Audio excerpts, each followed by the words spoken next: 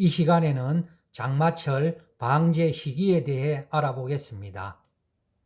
비가 오기 전에 사전 방제를 하느냐 아니면 비가 온 뒤에 사후 방제를 하느냐 하는 문제는 대단히 중요한 문제입니다.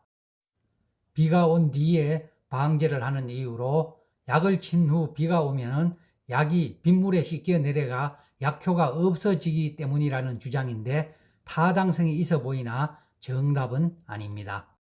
정답은 비가 오기 전에 방제를 해야 합니다. 비가 내리면 균의 증식 및 확산이 매우 빠르기 때문에 비가 오기 전에 약을 쳐서 균의 밀도를 줄여야 합니다. 비가 온 뒤에 약을 치면 강우 기간에 이미 사과나무가 균에 감염되었기 때문에 방제 효과가 그만큼 떨어지는 것입니다. 비가 오기 전에 약을 치는 것이 비가 온 뒤에 약을 치는 것보다 방제 효과가 몇 배나 높다는 것이 정설입니다.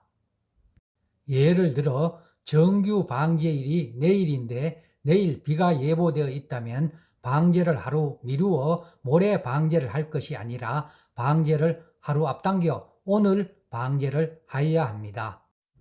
정규 방제를 한 지 일주일밖에 지나지 않았지만 내일부터 비가 연속해서 4, 5일 예보되어 있다면 오늘 추가 방제에 나서야 합니다.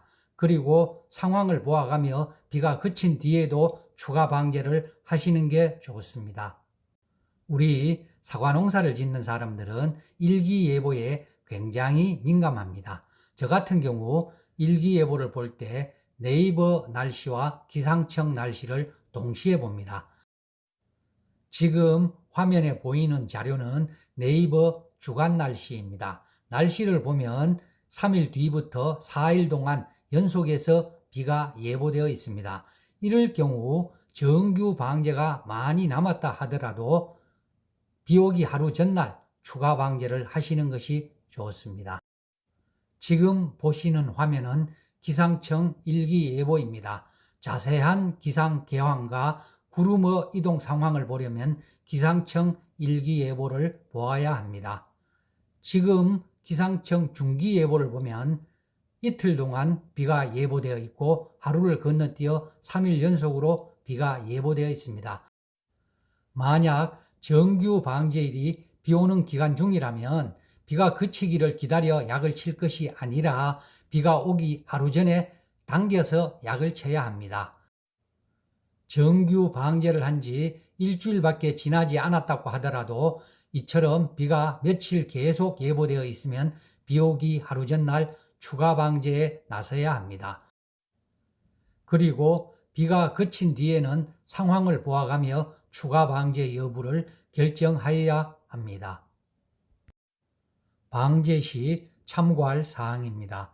약을 살포한 후 3일쯤 후에 다시 약을 살포하면 약효는 거의 없고 저항성만 증가합니다.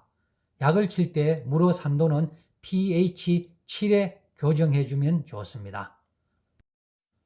지하수는 산도가 높기 때문에 약을 칠 때 빙초산을 한 컵 정도 넣어주시면 됩니다.